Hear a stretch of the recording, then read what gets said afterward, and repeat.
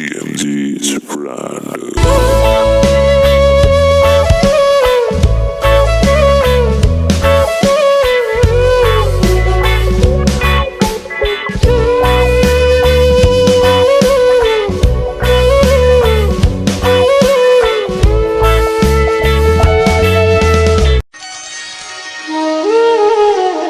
मेरो कथा मात्र इमेज FM 97.9 कार्यक्रम मेरो कथाको प्रायोजक Bajaj almond hair oil. Bajaj almond drops hair oil जसले तपाईको कपाललाई चम्किलो बनाउँछ।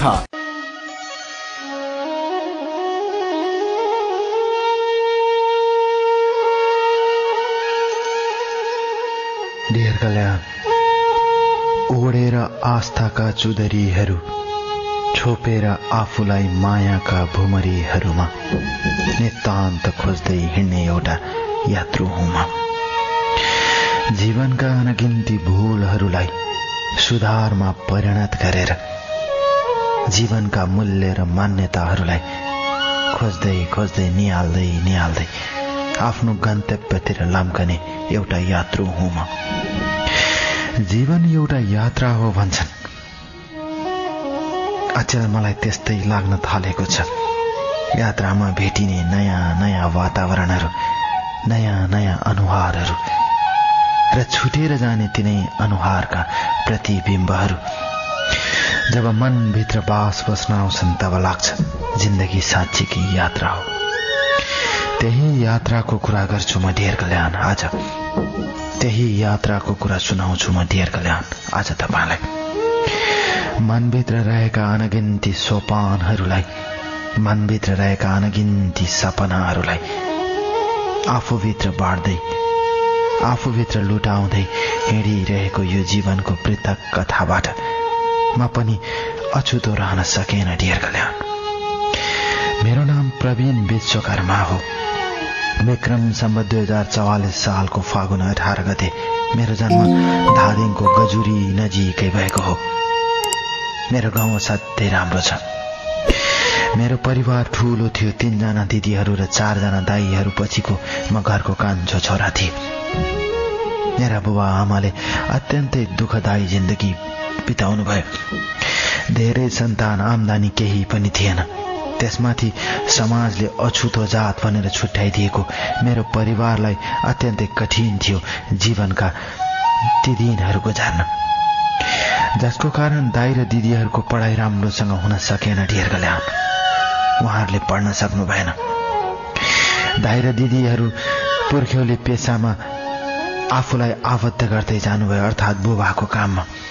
त्यतिकैमा दिदीहरूको विवाह भइहाल्यो सानै उमेरमा। अझ भनौँ बालबालिकाकै उमेरमा उहाँहरूको विवाह भयो।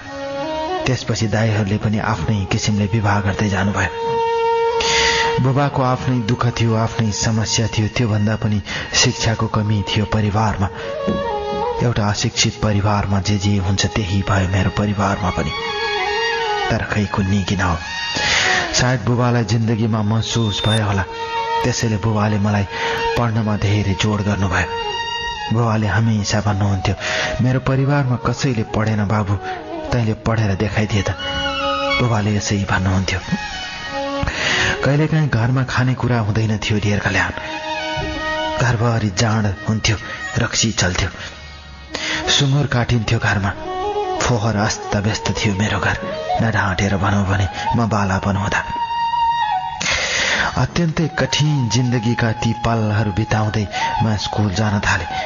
स्कुल जाँदा कहिलेकाहीँ दाइहरू भेटे भने गाली गर्नुहुन्थ्यो, पढेर ठुलो बन्न खोजेको हेर भनेर। तर त्यो गाली मायाले गरेको होला जस्तो लाग्थ्यो। पढेर केही हुँदैन भन्ने किसिमको कुरा दाइहरूले सुनाउनुहुन्थ्यो। यसरी मेरा दिनहरू बित्दै गए र त्यसपछि बुबाले मलाई गजुरीको स्कुलमा पढ्न पठाउनु भयो, किनकि घर नजिकैको स्कुलमा पढाइ राम्रो भएन भनेर म जान थालेँ। दिदीहरूको विवाह भइसकेको थियो। दाइहरू आफ्नै किसिमले विवाह गर्नुभयो। विवाह पश्चात घरमा झगडा चल्थ्यो। दाइहरूको श्रीमती अर्थात् भाउजूहरूको बीचमा मेल हुँदैन थियो। उसको उसँग झगडा, उसको उसँग झगडा। त्यही झगडाको बहानामा दाईहरू बिस्तारै छुट्टिँदै जानुभयो।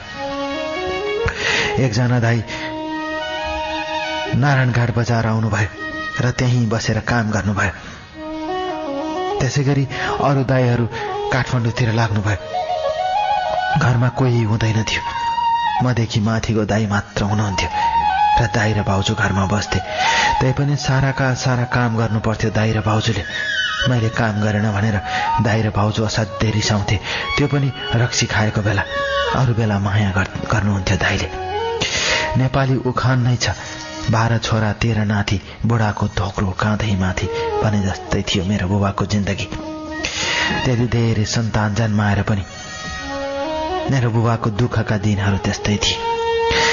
यी सबै कुरा मैले प्रत्यक्ष देखेको थिएँ डियर कल्याण, आफ्नै आँखाले, आफ्नै नजरले।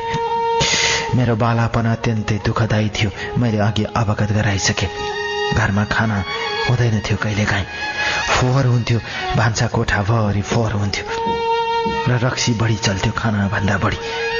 सायद त्यही अशिक्षाको कारण होला समाजले लगाइदिएको कलङ्कको टीका भिरेर हिँड्नुपर्ने हाम्रो परिवारको वातावरण त्यस्तो थियो। तर ती सबै कुरालाई छोड्दै म बिस्तारै बिस्तारै पढ्दै जान थालेँ। मलाई के लाग्थ्यो, यी सबै कुराको समाधान पढेपछि हुन्छ जस्तो लाग्थ्यो। खै कसरी भयो मलाई थाहा भएन। सरहरू शिक्षकहरूले पनि त्यसै भन्नुहुन्थ्यो। मान्छेहरू भन्थे अछुतो जात भएपछि स्कुलमा पनि राम्रो वातावरण मिल्दैन।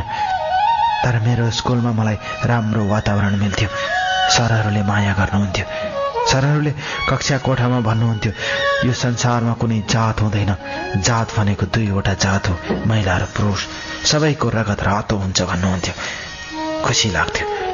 शिक्षकबाट यस्तो कुरा सुनेपछि खुसी लाग्नु स्वाभाविकै थियो डियर कल्याण। त्यसैले मैले जिन्दगीमा केही गर्नुपर्छ, बुबा आमा बुढा हुँदै जानुभएको छ भन्ने किसिमको एहसास मनभित्र भइरहन्थ्यो। गाउँबाट गजुरी पुग्थे, गजुरीबाट गाउँ फर्कन्थे। समय यसरी चल्दै गयो डियर कल्याण। देशमा द्वन्द्व चलेको बेला थियो। लडाईँ हुन्थ्यो, युद्ध हुन्थ्यो, मर्ने र मार्नेको ठेगान हुँदैन थियो। गाउँका थुप्रै मान्छेहरू माओवादी छापामार हुँ भन्दै हिँड्थे। मलाई पनि जानको लागि आग्रह गर्थे, तर म लुकेर छिपेर बचेर पढ्न जान्थे। म पढ्छु भन्दा पनि नपाइने जमाना थियो डियर कल्याण। म पढ्छु, म केही गर्छु भन्दा पनि नपाइने जमाना थियो। एउटा पक्षले हाम्रोतिर लाग भन्थ्यो, अर्को पक्षले त्यतातिरको मान्छे हो कि भनेर कतिखेर गोली हान्छ ठेगान हुँदैन थियो। तर सबै कुरा छलेर, सबै कुराबाट बचेर कसरी कसरी जिन्दगीले मलाई एसएलसी दिने वातावरण मिलाइदियो डियर कल्याण। त्यस्तो दयनीय र दुःखदायी दिनहरूमा पनि मैले एसएलसी दिन सक्ने भए र एसएलसीको परीक्षा दिए डियर कल्याण, विक्रम सम्वत 2060 सालमा। र 60 सालमा एसएलसीको परीक्षा दिएपछि तात्कालीन भूमिगत माओवादीका मान्छेहरू आएर हामीसँग हिँड्नुपर्छ भनेर आग्रह गरे। मैले जाने मन गरेन। अनेक दबाब दिन थाले। घरमा बुबालाई दबाब दिन्थे। म लुकेर कहिले कहाँ गएर बस्थे। अर्कोतिर सरकारी पक्षका सेनाहरू आए भने कतिखेर मारिदिन्छन्, ठेगान हुँदैन थियो। युद्धमा सब चिज जायज हुन्थ्यो डियर कल्याण। तर सबै कुराबाट बचेर, सबै कुराबाट लुकेर विक्रम सम्वत 2060 सालमा मैले एसएलसी सके र एसएलसीको नतिजा अत्यन्तै राम्रो आयो। र एसएलसी पास गरेपछि मेरो बुबा र आमा यति खुसी हुनुभयो डियर कल्याण। अशिक्षित परिवारमा एउटा गरिब परिवारको छोरा प्रथम श्रेणीमा पास हुँदा बुबालाई बधाई दिन गाउँका मान्छेहरू आए। बुबालाई अबिर दलिदिए र त्यति बेला बुबा असाध्यै खुसी हुनुभयो र रुँदै भन्नुभयो, छोरा त नै रहेछस्, हाम्रो इज्जत जोगाइदिने। आज पनि सम्झन्छु डियर कल्याण, ती दिनहरू, ती खुसीका दिनहरू सम्झन्छु। एसएलसीको रिजल्ट आएको त्यो खुसीको पल म आज पनि सम्झन्छु।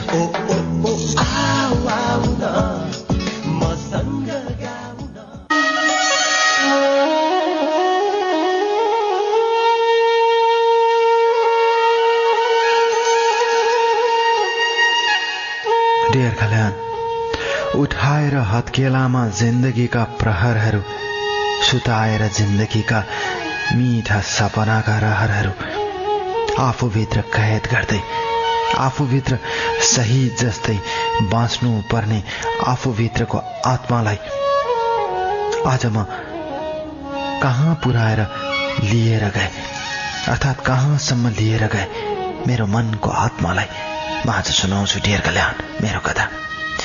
जिन्दगीका यी अनगिन्ती सोपानहरू, जिन्दगीका यी अनगिन्ती परिकल्पनाहरू, दुःखहरू सुखहरू, घाम छाया जस्तै लुकामारी गर्ने खुसी र दुःखहरू आज शब्द शब्दमा लेख्दैछु डियर कल्याण। मनका यी दुःखहरूलाई, मनका यी पीडाहरूलाई र मेरो जीवनको वास्तविक घटनाहरूलाई झुटो हो भनेर नफ्याँकिदिनु होला र पढिदिनु होला, साराका सारालाई बाँटिदिनु होला। म पनि त मान्छे हुँ, मेरो पनि भावना छ, मेरो पनि दुःख छ, मेरो पनि सुख छ। त्यसैले म मेरा दुःख र सुख बाँट्न चाहन्छु डियर कल्याण।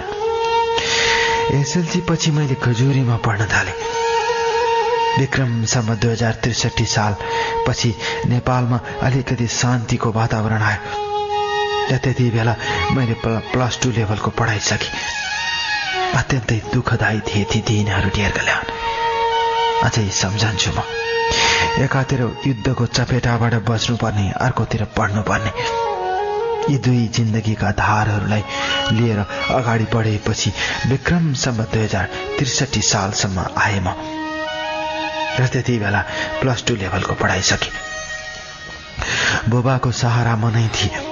मलाई पढ्ने इच्छा थियो म भित्र पनि। त्यसैले मैले बुबालाई भने, बुबा म काठमाडौँ जान्छु। बुबाले भन्नुभयो पैसा त छैन छोरा। आमाले अँध्यारो मुख लगाउनु भयो र त्यसपछि आमाले भएको आफूसँग भएका सुनका गहनाहरू बेच्नुभयो र त्यति बेला मलाई राम्रोसँग याद छ। त्यति बेला 32,000 रुपियाँ मेरो हातमा हालेर मलाई काठमाडौँ जा भन्नुभयो। त्यो दिन म धेरै रोएँ डियर कल्याण। मेरो बुबा आमाको गरिबी सम्झेर, मेरो बुबा आमाको अभाव सम्झेर, म आफ्नो गरिबी सम्झेर म धेरै रोएँ। तर पनि जिन्दगी सङ्घर्ष हो, थाक्नु हुँदैन भन्ने मेरो मान्यता थियो। थाकेपछि सब चिज गलेर जान्छन्, थाकेपछि सब चिज ओइलाएर जान्छन्। जबसम्म थाकिँदैन तबसम्म जिन्दगी रहन्छ, जब थाकिन्छ तब जिन्दगी रहँदैन। त्यसैले म पनि त्यही पैसा बोकेर काठमाडौँ आएँ। काठमाडौँमा गाउँको एकजना दाई थियो, हाम्रै जातको। उसले पढ्दै थियो कलेज मेन भवन क्याम्पस र त्यही दाई मार्फत मैले BBA लेभलको पढाइ सुरु गरेँ मेन भवन क्याम्पसमा। डेढा 3 कुनेमा थियो। त्यो दाईसँग बस्ने विचार थियो, तर दाईको डेढामा मान्छे मनज्ञ भएकोले मैले अर्को मान्छेसँग लिएर बसेँ। ऊ पनि धादिङकै थियो। हाम्रो जात नमिले पनि कुरा मिल्थ्यो। 32,000 पैसा सकिदासम्म मैले पढ्नुपर्ने। त्यसपछि मेरो जिन्दगीको भविष्य ठेगानमा थिएन डियर कल्याण। म रात दिन पढ्थेँ, तर मेरो साथी पढ्दैन थियो। डेढा कोठाबाट बाहिर निस्केर मजाले चुरोट तान्थ्यो। 1 घण्टासम्म बाहिरै बस्थ्यो र भन्थ्यो मलाई त निन्द्रा लाग्यो यार। कपलक्क सुत्थ्यो। यति मिठोसँग निधाउँथ्यो डियर कल्याण। उसको निन्द्रा देखेर दिक्क लाग्थ्यो आफूलाई। म अभागी छु जस्तो लाग्थ्यो। यति मिठोसँग सुत्न पाउनु भयो जिन्दगी, सुत्नै नपाउने के जिन्दगी जस्तो लाग्थ्यो। राति राति पढ्थेँ। सोच्थेँ बुबा आमाको गरिबी र आफ्नो गरिबीलाई माथि ल्याउनु छ जस्तो लाग्थ्यो। त्यसैले मैले राम्रोसँग पढ्न सकेँ र BBA लेभलको पढाइ गर्दा गर्दै एक दिन बुबाले एकजना नेताको नाम दिएर भन्नुभयो उहाँसँग जान। उहाँ गाउँमा आएको बेला मलाई धाप मार्दै छोरालाई म हेर्छु भन्नुभएको थियो भनेर बुबाले सुनाउनु भयो। त्यसपछि म त्यही नेताकोमा धाएँ जागिरको लागि। ए फलानाको छोरा होस् भन्नुभयो पहिलो दिन। मैले हो भने र त्यसपछि जागिरको कुरा गरेँ। हुन्छ म विचार गर्छु भन्नुभयो। उहाँको विचार 1 वर्षसम्म बित्यो। नयाँ नयाँ कार्यकर्ताहरू आउँथे, ठेक्काको काम लिन्थे, अरू कामहरू लिन्थे। तर म खुरु खुरु पढेर जागिर खाने मान्छे, मलाई नेताले जागिर दिएनन्। सबै पार्टीका नेताको म धाएँ, तर कसैले वास्ता गरेन।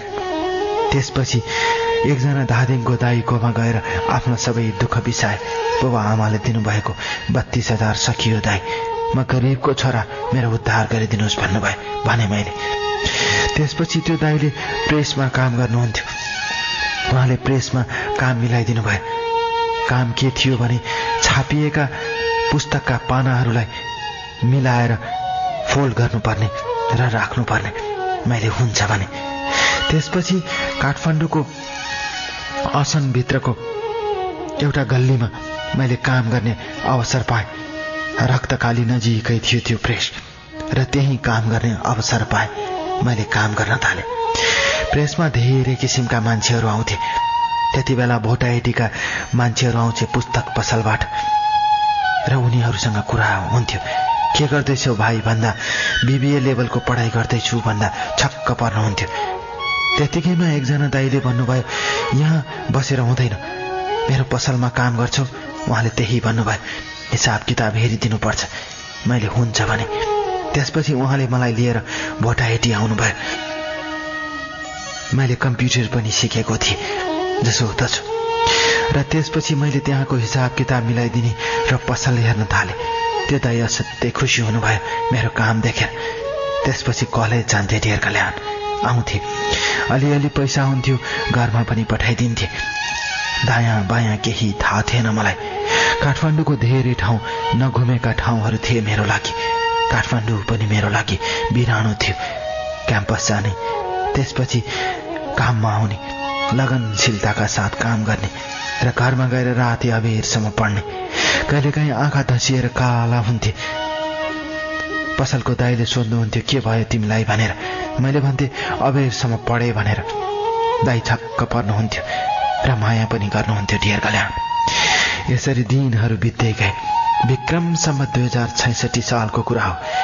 BBA लेभलको परीक्षा दिएर म 2 दिनको लागि घर गएको थिएँ। घरमा बुबा आमाले विवाह गर्ने कुरा गर्नुभएको थियो। त्यति बेला मैले बुबा आमालाई सम्झाएँ, मलाई पढ्न दिनुहोस्। तपाईका 4 जना छोराहरूले विवाह गरेर के हकीकत भयो? गाउँका मान्छेले उचाले भन्दैमा तपाईले त्यसो गर्नु हुँदैन। छोराको विचार हो, उसले जे गर्छ त्यही भनिदिनु होला। मैले त्यही भनेर फर्केँ। तर विक्रमसम्म 2066 सालकै कुरा हो, ढेर कल्याण। एक दिन म पसलमा बसेको थिएँ र त्यति बेला 1-2 जना कलेज पढ्ने केटीहरू हाम्रो पसलमा छिरे र त्यसपछि एउटा किताब सोधे। त्यो किताब मैले झिकेर दिएँ, ढेर कल्याण।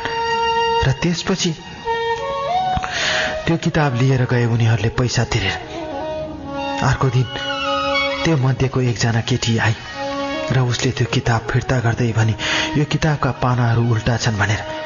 नभन्दै 164 पेजदेखि 167 पेजसम्म उल्टो किसिमले राखिएको थियो।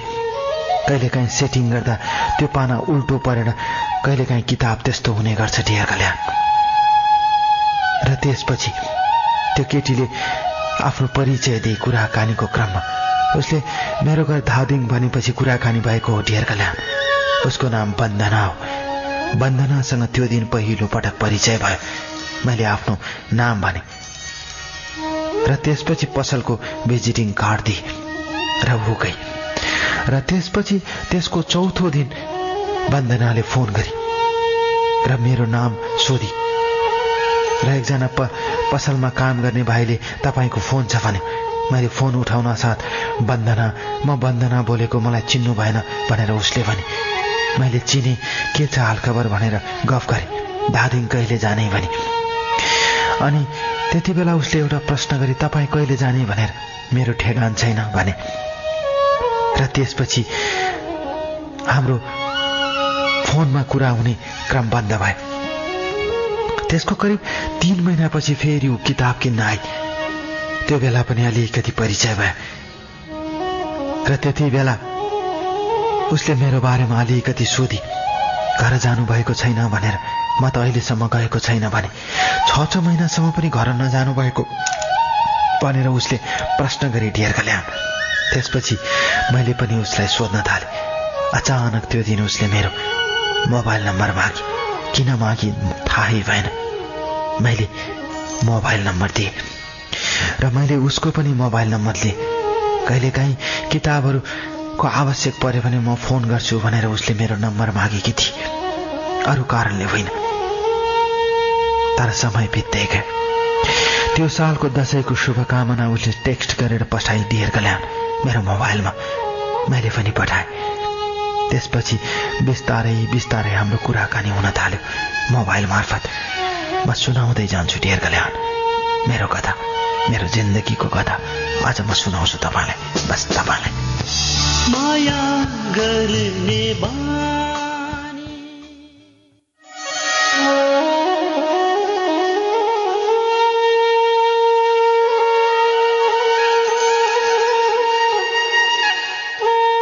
डियर कल्याण, अनगिन्ती मनका झझल्कोहरू, अनगिन्ती मनका प्रतिध्वनिहरू, जीवनका सफरहरूमा भेटिने अनगिन्ती सम्भावनाहरू, तिनै सम्भावनाहरूबाट अलिकति झुकेर जीवनका दोसाधहरूमा भेटिने थुप्रै थुप्रै तिनै सपनाका चुधरीहरू जब एक हातले समाएर यो जिन्दगीको गोरेटोमा हिँड्दै जान्छु म, जति जति टाढा पुग्छु त्यति त्यति झझल्कोमा देखिन्छन् ती प्रतिध्वनिहरू, तिनै झझल्कोमा देखिने प्रतिध्वनिहरू, तिनै झझल्कोमा भेटिने प्रतिबिम्बहरू र तिनै झझल्को भित्र आइरहने अनगिन्ती अरू झझल्कोहरू। जम्मामा जिन्दगी एउटा घाम छाया हो, जिन्दगी एउटा धूप छाया हो, जिन्दगी अँधेरी पनि हो, जिन्दगी उजेली पनि हो, जिन्दगी जुनेली रात पनि हो, जिन्दगी औँसीको रात पनि हो। त्यसैले त जिन्दगीमा पृथकता छ, त्यसैले त जिन्दगीमा विविधता छ। आज त्यही कुरा गर्छु म डियर कल्याण। यसरी वन्दनासँगको मेरो परिचय एकातिर थियो, अर्कोतिर मेरो जिन्दगीको कर्म थियो। म लोकसेवा लडेर म सरकारी जागिर खाने मेरो मनसाय थियो। त्यसैले मैले लोकसेवातिर असाध्यै पढ्थेँ डियर कल्याण। तपाईलाई मैले नडाँटेर भन्छु आज मैले सम्पूर्ण फोटोहरू पठाएको छु तपाईलाई, सम्पूर्ण कुराहरू जस्ताको तस्तै अवगत गराएको छु। लोकसेवाका किताबहरू पसलबाट लिएर जान्थे, किन्नु पर्दैन थियो र पढ्थे, असाध्यै पढ्थे भन्नुपर्दा, काम भएकै पढ्थे। सबै कुरा वन्दनालाई थाहा थियो, तर वन्दनाले मलाई एक दिन भनी फोनबाट हजुरहरू त धनी मान्छे, हामी जस्तो गरिब कहाँ हो र। म छक्क परे, किन त्यस्तो धनी भनेको भनेर। उसले होइन केही होइन कुरा ढाँटी। वास्तवमा वन्दनालाई म त्यो पसलको मालिक जस्तो लागेछ डियर कल्याण। त्यसैले उसले मलाई त्यो किसिमको सम्भावना र त्यो किसिमको नजरले हेर्दै गई। तर मैले एक दिन त्यो कुरा भन्नु पर्थ्यो जस्तो लाग्यो, तर समय थिएन, मैले भनेन। यसरी दिनहरू बित्दै गए डियर कल्याण। एक कान दुई कान मैदान हुँदा हुँदै ऊ मेरो नजिक आउँदै गई। म पनि एउटा युवक थिएँ डियर कल्याण, कसरी टाढा हुन सक्थे र। हेर्दा राम्री थिए वन्दना, उसको अनुहार जिउडाल असाध्यै राम्रो लाग्थ्यो मलाई पनि। हरेक मान्छेसँग व्यवहार गरेपछि राम्रो लाग्छ, हरेक मान्छेसँग सौन्दर्य हुन्छ। कसैको सौन्दर्य अनुहारमा हुन्छ, कसैको सौन्दर्य बानीमा हुन्छ, व्यवहारमा हुन्छ, कसैको सौन्दर्य बोलीमा हुन्छ। त्यसैले वन्दनाको सौन्दर्य व्यवहार र बोलीमा थियो। ऊ यति नम्रताका साथ प्रस्तुत हुन्थी र यति राम्रो व्यवहार देखाउँथी, मलाई ऊ मन पर्दै गयो। धादिङ थियो उसको घर। ऊ आफ्नो काकासँग बसेर पढ्दै गरेकी, +2 मा पढ्थी र +2 को एक्जाम दिएपछि ऊ कलेज पढ्न थालेकी थिए, माथिल्लो लेभलको पढाइ सुरु गर्न थालेकी थिए डियर कल्याण। राम्रो हुँदै गयो हाम्रो सम्बन्ध एक अर्कोसँग। तर एक दिन उसले थाहा पाए म त्यहाँ काम गर्ने भनेर। ऊ छक्क परी, तर हजुर त हेर्दा मालिक जस्तो देखिनुहुन्छ, उसले यसै भने। त्यसको लागि धन्यवाद वन्दना, तर म काम गर्ने हुँ भने। उसले त्यसलाई पनि सकारात्मक रूपमा लिए। मैले सोचे उसले साँचो माया गर्थ्यो रहेछ। माया गरी धादिङको एउटा गाउँको ब्राह्मण परिवारको छोरी थिए वन्दना। म विश्वकर्मा जातको केटा, ऊ बाहुन जातकी केटी। तर उसले मलाई मन पराउँदै गई, चाहँदै गई। र यसरी एक कान दुई कान मैदान हुँदै गए। सबैले थाहा पाउँदै गए हामी बीचको सम्बन्ध। एक दिन मेरो पसलमा काम गर्ने दाइले पनि थाहा पाउनुभयो तिम्रो गर्लफ्रेन्ड हो भनेर। मैले हो भने, ल बधाई छ, तिमीहरूको जीवन सफल होस् भन्नुभयो दाइले। ऊ पसलमा आउँथे र दाइले पनि उसलाई मान सम्मान गरेर भित्र राखिदिनुहुन्थ्यो। चिया खानुहुन्छ बहिनी भनेर चिया खुवाइदिनुहुन्थ्यो। म नहुँदा पनि ऊ चिया खाएर घन्टौँसम्म कुरेर फर्कन्थे र कहिलेकाहीँ रिसाएर SMS पनि पठाउँथे बिजी मान्छे भनेर। मैले माफी माग्थे। बिदाका दिनहरूमा काठमाडौँमा हामीले सँगै बसेर खाजा खाएका छौँ। मोमोका टुक्रा, मोमोका डल्लाहरू पनि हामीले बाँडेर खाएका छौँ। एउटै चम्चाले एउटै प्लेटमा खायौँ हामीले। एउटै बाटो हिँड्यौँ, एउटै गोरेटो हिँड्यौँ। आज सम्झनामा खेलिरहन्छन् ती दिनहरू। यसरी दिनहरू बित्दै गए। एक दिनको कुरा हो डियर कल्याण। वन्दनाले चलचित्र हेर्न जाने मनसाय व्यक्त गरी र त्यो दिन हामी जय नेपाल हलमा एउटा चलचित्र हेर्यौँ। र त्यो दिन फर्केपछि मैले वन्दनालाई भने, तिमी त ब्राह्मण परिवारकी छोरी, म त विश्वकर्माको छोरा। सायद तिम्रो परिवारले तिमी माथि भाँचो हाल्यो भने तिमी मलाई छोडेर त जाँदैनौ। केवल वन्दनाले मेरो हात समाए र पनि बरु पहाड खस्न सक्ला, आकाश खसेर सागरमा मिल्न सक्ला, यो संसारका सारा सागरहरू सुकेर जाला, तर मैले तिमीलाई कहिल्यै पनि बिर्सदैन। त्यो दिन उसले तिमीको सम्बोधन गरेर पनि, तिमी मेरो मुटुमा छौ, तिमी मेरो धड्कनमा छौ, तिमी मेरो आस्थामा छौ। म तिमीलाई बिर्सेर कतै जान सक्दिन। मलाई विश्वास गर। मलाई विश्वास नगर्नु भनेको तिमीले आफूले आफूलाई विश्वास नगर्नु हो। डियर कल्याण, त्यो दिन वन्दनाले यही भने। त्यो दिन म यति खुसी भए, सायद जिन्दगीमा म त्यति खुसी कहिल्यै पनि थिएन होला। त्यो दिन छुट्टिएर म मेरो डेरामा आएँ। रातभरि परिकल्पना गरे। वन्दना मेरो आँखामा आउँदै गई। त्यही अनुहार, त्यही शालीनता, त्यही मिठो बोली मेरो मनमा छाउँदै गई। कतिखेर निधाए थाहै भएन। उस सपनीमा पनि मसँगै थिए डियर कल्याण। जब बिहान उठे मलाई उसको असाध्य माया लाग्यो र पहिलो पटक मैले फोनबाट भने, मलाई तिम्रो रातभरि धेरै याद आयो, म तिमीलाई धेरै माया गर्छु, तिमी मेरो मुटुको टुक्रा हो। मैले पहिलो पटक बिहानै फोन गरेर उसलाई अवगत गराएँ। माया त गरेको थिएँ डियर कल्याण, तर फोनबाट त्यसरी प्रत्यक्ष रूपमा भनेको थिएन।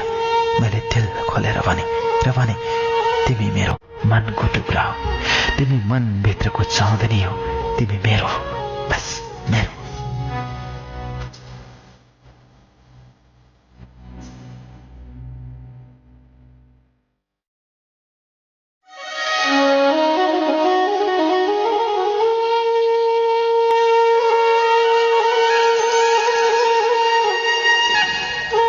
पुनः स्वागत छ तपाईलाई कार्यक्रम मेरो कथामा। कार्यक्रम मेरो कथा तपाईँ प्रत्येक बिहिबार 12 बजेदेखि 2 बजेसम्म र प्रत्येक बुधबार राति 10 बजेदेखि 12 बजेसम्म यसको पुनः प्रसारण सुन्न सक्नुहुन्छ म डियर कल्याणको साथमा। कार्यक्रम मेरो कथा सत्य घटनामा आधारित कार्यक्रम हो। त्यसैले यो कार्यक्रममा तपाईँ आफ्ना जीवनका वास्तविक घटनाहरू पठाउन चाहनुहुन्छ भने मात्र पठाउनुहोला। कृपया काल्पनिक कथाहरू नपठाउनुहोला, म यही आग्रह गर्न चाहन्छु तपाईहरूलाई। र कार्यक्रम मेरो कथामा यदि तपाईँका जीवनमा घटेका वास्तविक घटनाहरू छन् र पठाउन चाहनुहुन्छ भने सबभन्दा पहिले तपाईँ फेसबुक प्रयोग गर्नुहुन्छ भने फेसबुकको सर्च बक्समा जानुहोस्। त्यहाँ गएर KALYN कल्याण GAUTM गौतम टाइप गर्नुहोस्। त्यहाँ तपाईँ मलाई भेट्टाउनुहुन्छ र त्यहाँ गएर तपाईँ मलाई अफलाइन मेसेज पठाउनुहोस्, म तपाईँलाई सम्पर्क गर्छु। र त्यसै गरी तपाईँको कथा तयारी अवस्थामा छ भने तपाईँ मलाई इमेल मार्फत पनि पठाउन सक्नुहुन्छ। मेरो इमेल आइडी रहेको छ DEAR kalyan DEARkalyan.MEROKTHA मेरो कथा @gmail.com।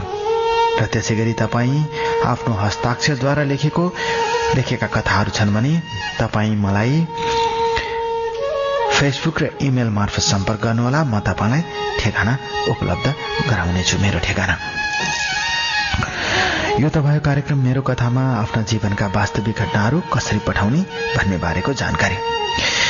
कार्यक्रम मेरो कथा तपाईँ जसरी सुन्नुहुन्छ त्यसै गरी तपाईँका कथाहरू पनि म त्यसै गरी सुनाउने गर्छु, अर्थात् सुनाउने छु। त्यसैले लेख्नुहोस्। तपाईँले जीवनमा भोगेका घटनाहरू, तपाईँका जीवनका सारा घटनाहरू म यो छोटो समयमा मान्छेहरूलाई बाँडिदिन्छु र जसबाट तपाईँको कथाबाट शिक्षा मिल्न सक्छ। तपाईँ जुन बाटोबाट हिँड्नुभयो त्यो बाटो कस्तो थियो, त्यो बाटो हिँड्दा कस्तो भयो भन्ने कुराको जानकारी सबैलाई मिल्न सक्छ। यो एउटा धर्म पनि हो, अरूलाई शिक्षा पनि हो। त्यसैले यदि तपाईँ शिक्षा दिन चाहनुहुन्छ, अरूलाई सजग बनाउन चाहनुहुन्छ भने तपाईँ आफ्ना जीवनका कथाहरू बाँड्न सक्नुहुन्छ कार्यक्रम मेरो कथा मार्फत। र कार्यक्रम मेरो कथामा तपाईलाई आफ्ना जीवनका वास्तविक घटनाहरू किन पठाउने भन्ने कुराको जानकारी मैले तपाईलाई दिए। त्यसैगरी तपाईँ मेरो कथाको कार्यक्रम मात्र होइन, तपाईँ मेरो कथाको पुस्तक पनि पढ्न सक्नुहुन्छ।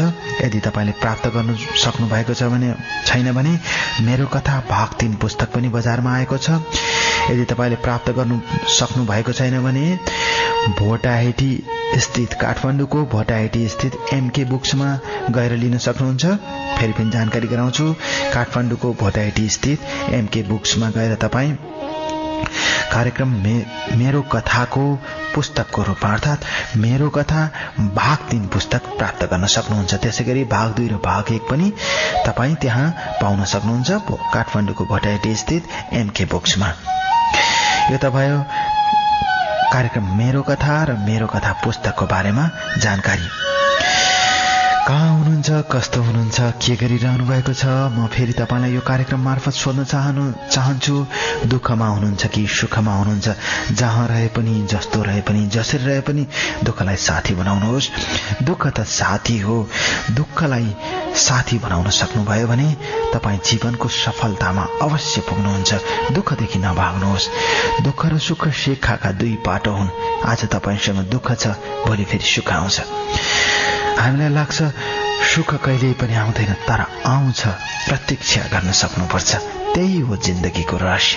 त्यसैले दुःखलाई सहनुहोस्, दुःखलाई आत्मसात गर्नुहोस्, दुःखलाई साथी बनाउनुहोस्। दुःख सबैसँग हुन्छ। हामीलाई लाग्छ मलाई मात्र दुःख छ, त्यो भ्रम हो। हरेक मान्छेसँग दुःख छ, हरेक मान्छेसँग पीडा छ। त्यसैले दुःख र पीडालाई आफ्नो बनाउनुहोस्। म कार्यक्रम मेरो कथा मार्फत यही भन्न चाहन्छु। यदि तपाईँ नेपालमा हुनुहुन्छ भने लोड सेडिङको कारण या अन्य कुनै कारणले यदि तपाईले भर्खरै रेडियो ट्युन गर्नुभएको छ भने म हुँ डियर कल्याण र आज मैले तपाईलाई सुनाइरहेको छु प्रवीण विश्वकर्माको वास्तविक जीवन घटना। र यदि तपाईले भर्खरै रेडियो ट्युन गर्नुभएको छ भने म तपाईलाई उहाँको अघिल्लो अंश जुन मैले वाचन गरिसके त्यो एकपटक रिक्याप गर्न चाहन्छु तपाईको लागि। प्रवीण विश्वकर्माको जन्म विक्रम सम्वत 2044 साल फागुन 18 गते धादिङको गजुरी नजिकै भएको हो। उहाँको परिवारमा 3 जना दिदीहरू र त्यसैगरी 4 जना दाइहरू हुनुहुन्थ्यो। ठूलो परिवार थियो उहाँ। अत्यन्तै दुखी र कठिन जिन्दगी थियो उहाँको। सानोमा घरमा खानेकुरा हुँदैन थियो, तर रक्सी र जाँडहरू प्रशस्तै हुन्थ्यो घरमा र शिक्षाको वातावरण थिएन घरमा। दाइ र दिदीहरूले पढ्नु भएन, आफ्नो हिसाबले विवाह गर्नुभयो। आफ्नै किसिमले दुःख र स्ट्रगल गर्दै देशका विभिन्न ठाउँमा जानुभयो। दाइहरू विवाह गरेर दिदीहरू आफ्नो घर जानुभयो, तर बुबाले उहाँलाई पढ्न लगाउनु भयो र प्रवीणले पढ्दै जानुभयो। विक्रम सम्वत 2060 सालमा उहाँले एसएलसी पास गर्नुभयो र एसएलसी पश्चात उहाँले गजुरीमै पढ्नुभयो र त्यहाँबाट +2 लेभलको पढाइ सकेपछि काठमाडौँ जान्छु भन्नुभयो।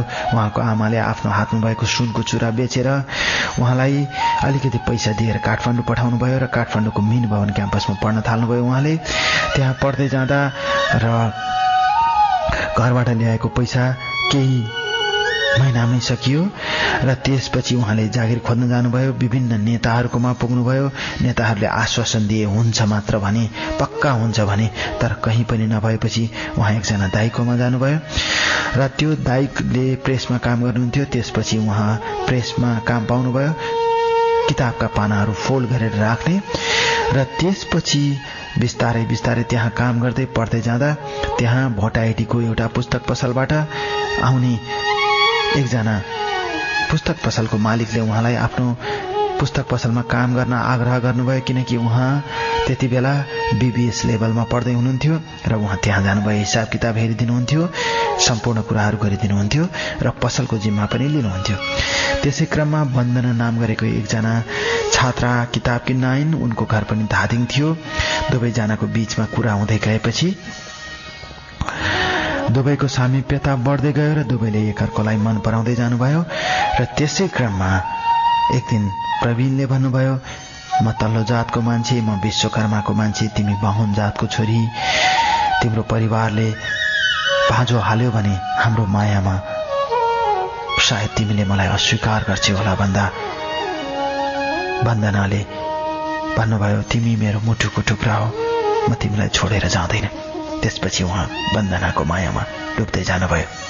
यहाँसम्मको कथा मैले तपाईँलाई सुनाए। एकअर्कालाई माया गर्नु, एकअर्कामा विश्वास दिनु र एकअर्कालाई झुटा नबोलेर सत्यता बताउँदै एकअर्कालाई माया गर्नु नै साँचो माया हो। हाम्रो समाजमा हामीले मायाका कुरा गर्दा हामी जहिले पनि आवेगमा माया गर्छौँ। आवेगको माया क्षणिक हुन्छ, व्यवहारमा माया देखाउनुहोस्। म यही भन्छु कार्यक्रम मेरो कथा मार्फत, व्यवहारमा देखाएको माया जीवन्त हुन्छ, बाँचुन्जेलसम्म हुन्छ। त्यसैले यदि तपाईँले कसैलाई साँचो माया गर्नुहुन्छ भने तपाईँ उसलाई व्यवहारमा माया देखाउनुहोस्। एक दिन होइन, जीवनभर त्यही किसिमको व्यवहार, समान व्यवहारमा माया देखाउनुहोस्। त्यो माया जीवन्त हुन्छ। यहाँ पनि प्रवीण र वन्दनाको माया व्यावहारिक रूपमा अगाडि बढ्छ कि बढ्दैन, म तपाईँलाई सुनाउँछु उहाँहरूको अत्यन्तै मार्मिक जीवन घटना त्यो गीतपछि। मन मिल्ने मान्छे कतै भेट्यो।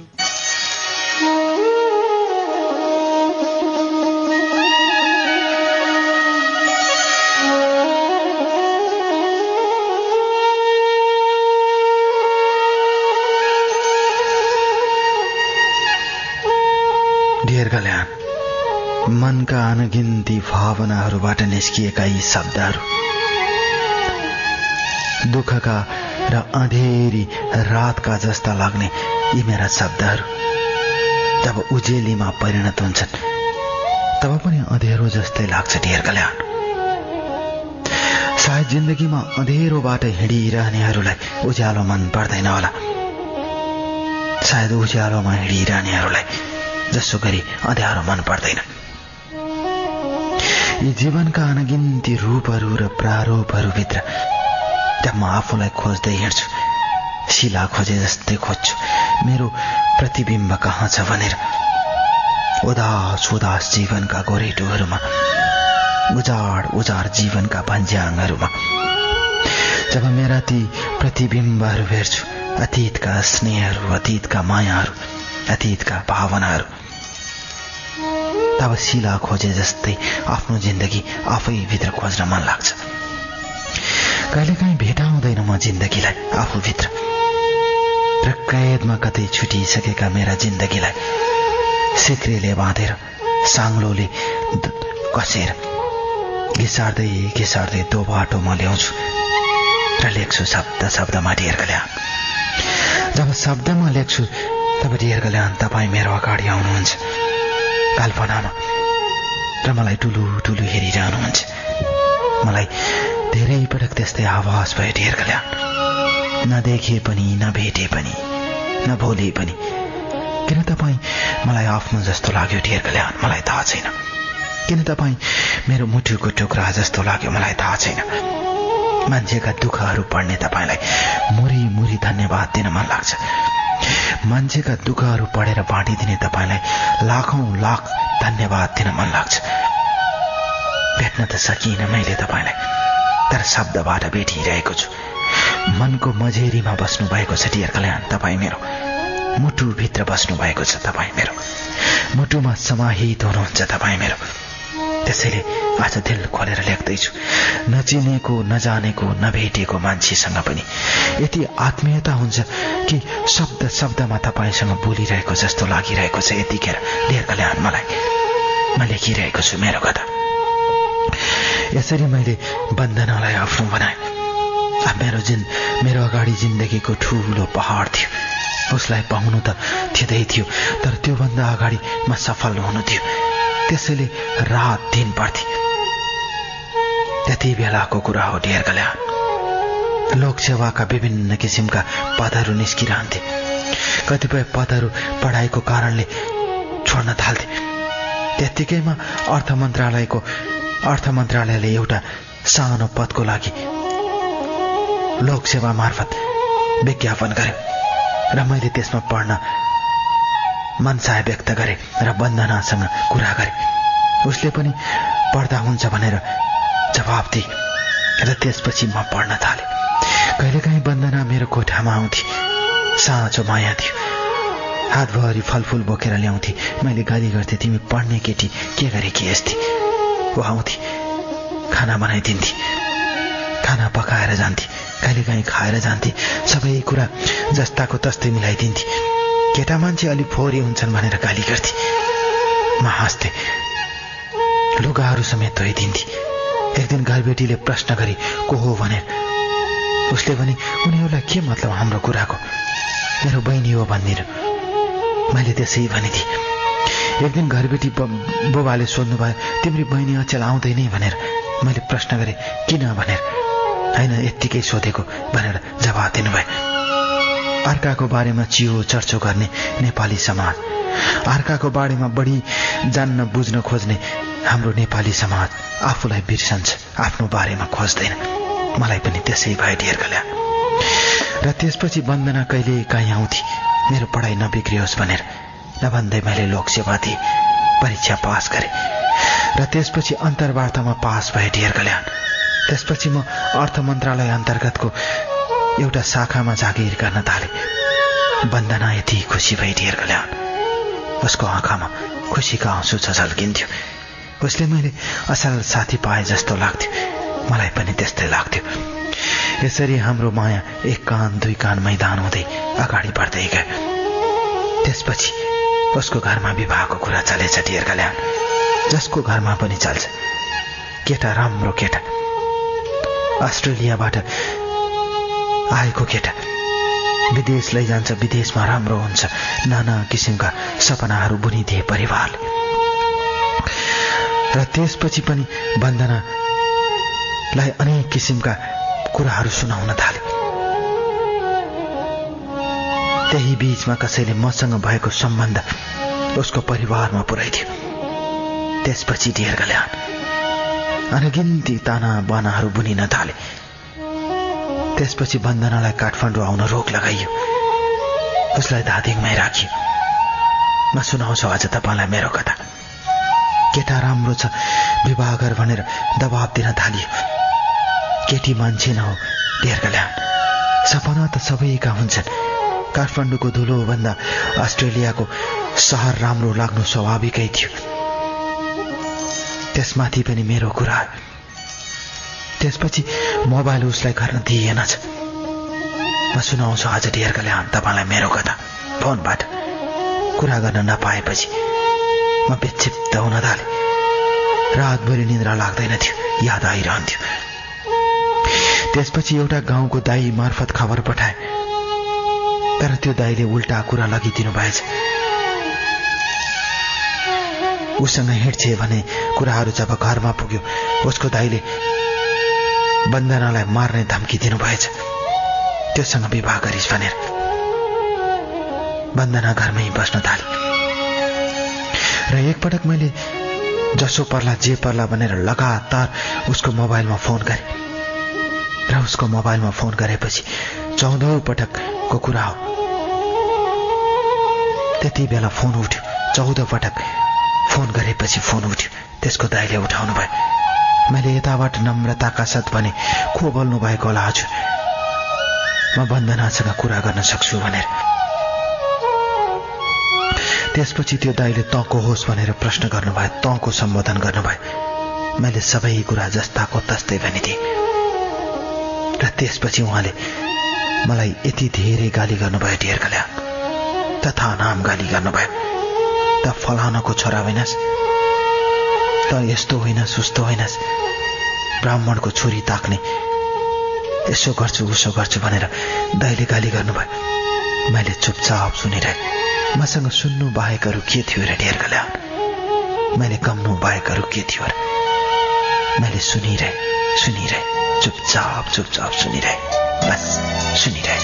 बिरानो यो मन्दिरमा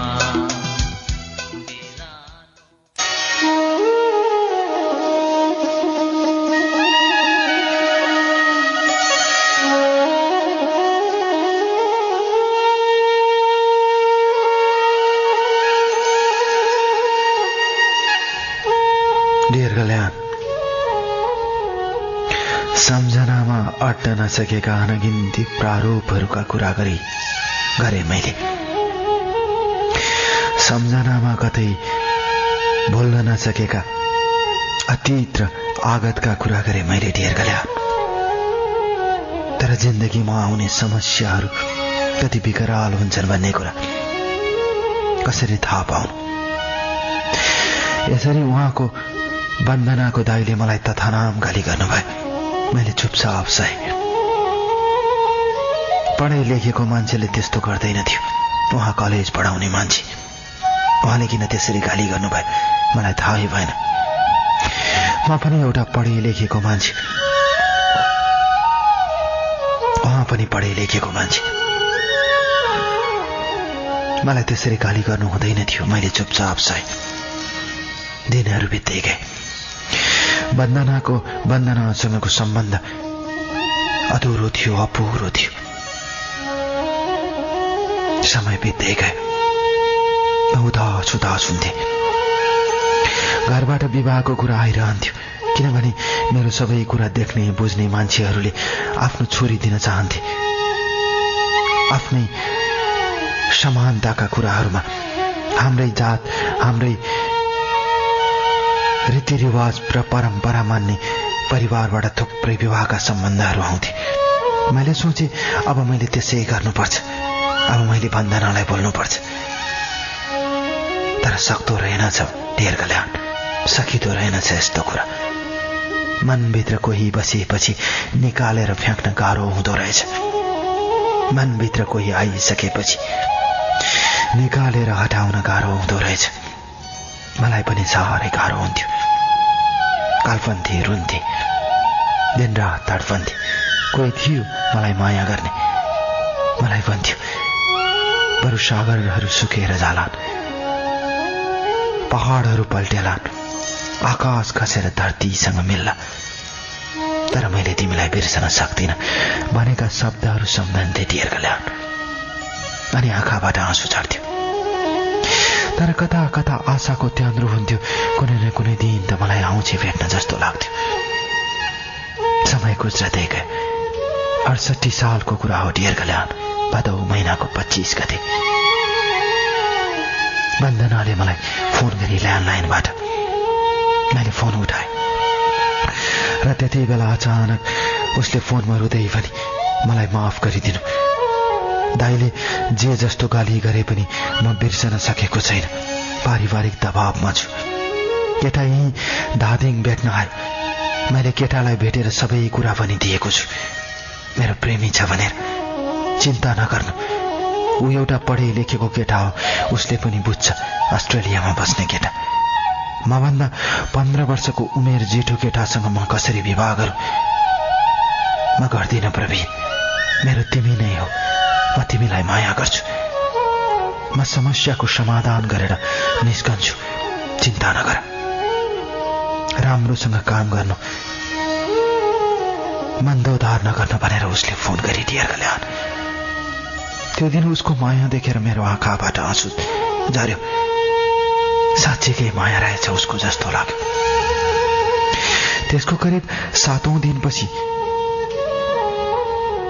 अर्थात् भदौ महिना सकिएपछिको कुरा हो। असोजको पहिलो दिन, असोजको 1 गतेको कुरा। उसले फेरि फोन गरी म काठमाडौँ आउँदैछु भनेर। घरमा उसले त्यस्तो केटासँग बिहे गर्दैन भनेकी रहेछ। त्यसपछि उसको परिवारले उसलाई काठमाडौँ पठाए। असोजको 4 गते हाम्रो भेट भयो ढेर गल्यान।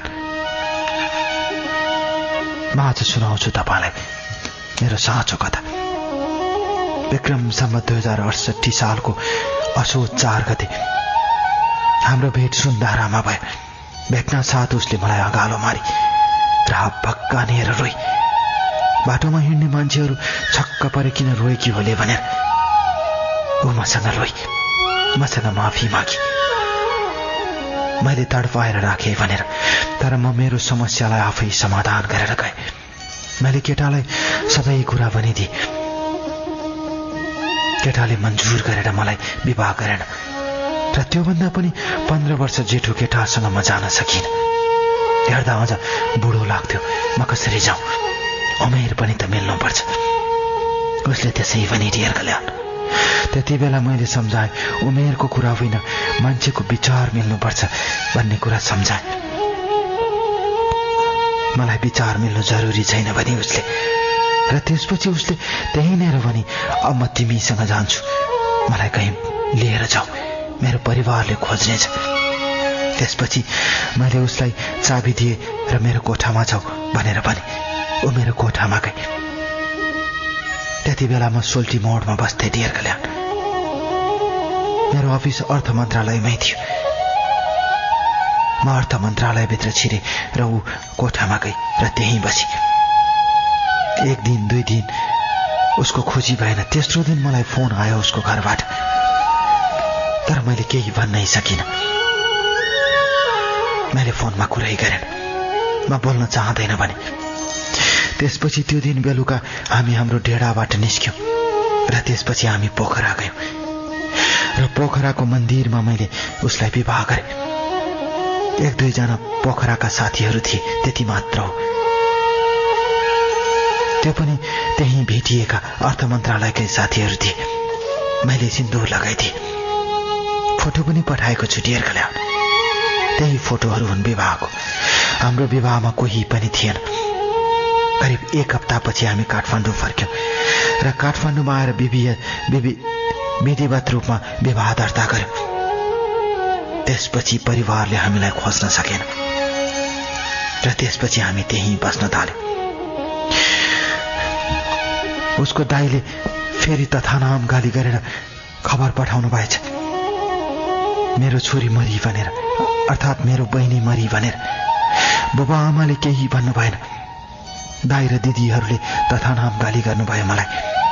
म आज दिल खोलेर सुनाउँछु डियर कल्याण। मैले ढाँटेको छैन मेरो कथा। मैले फोटोहरू पठाएको छु, प्रमाणहरू पठाएको छु, तर बन्दनाले चुपचाप सही। र त्यसपछि हामी अगाडि बढ्दै गयौँ। म काम गर्थे, ऊ कलेज जान्थ्यो। घरबाट नाना किसिमका कुराहरू आउँथे। समाजमा अनेक किसिमका दबावहरू आउँथे। मैले एक दिन भने, तिमी मेरो घर जान्छौ? उसले भने, किन नजाने? हामी धादिङ गयौँ। बुबा आमाले जानी नजानी सकी नसके घरभित्र भित्राउनु भयो। बाहुनकी छोरी आएकी छे भनेर घरमा रक्सी जाँड केही पनि थिएन। बुबा आमाले रक्सी जाँड छोड्नु भयो। परिवर्तनको त्यो सोपानलाई आज स्वीकार गर्छु म। परिवर्तनको त्यो कुरालाई आज स्वीकार गर्छु म। उसले पनि घरमा बसेर आफ्नो कर्तव्य निभाए बन्दनाले। त्यसपछि हामी काठमाडौँ आयौँ। कसैले हामी माथि औँला उठाउन सकेन, किनकि हामीले साँचो माया गरेका थियौँ। पुलिस रिपोर्ट गरेर के हुन्थ्यो? पुलिसमा जहाँ मन लाग्छ त्यहीँ जानुभयो बन्दनाको दाइ, तर कहीँबाट केही भएन। बिस्तारै बिस्तारै हामीलाई समाजले ग्रहण गर्दै गयो। अहिले हामीसँग 2 वर्षकी छोरी छ। म छोरीको अनुहारमा हेर्छु डियर कल्याण। म छोरीको अनुहारमा झाँक्छु। एउटा दलित भनेर चिनिने बाबु र एउटा ब्राह्मण छोरीको निशानी हो। उसले भोलि यो समाजमा यो जातीय विविधताको विरुद्ध आन्दोलन गरोस्, दबाब दियोस् र जिन्दगी त्यसैका लागि बिताओस्। मेरो छोरीप्रति त्यही आशीर्वाद छ।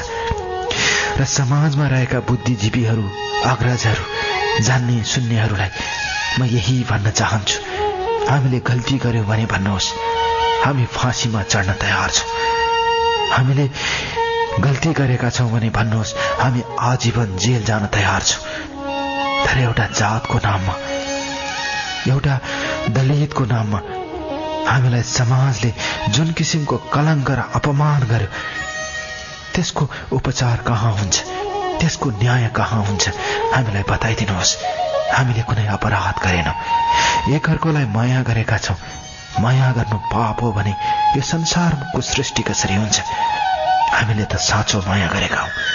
त्यसैले यो डियर कल्याणको आवाज मार्फत यही भन्न चाहन्छु, यदि हामीले गल्ती गरेका छौं भने भन्नुहोस्, तर होइन हामीले एकअर्कोलाई साँचो माया गरेर जीवन बिताउन चाहन्छौं भने हाम्रो दोष के हो? डियर कल्याण, म यही प्रश्न गर्न चाहन्छु यो समाजलाई, बस यही। हजार जुनीसम्म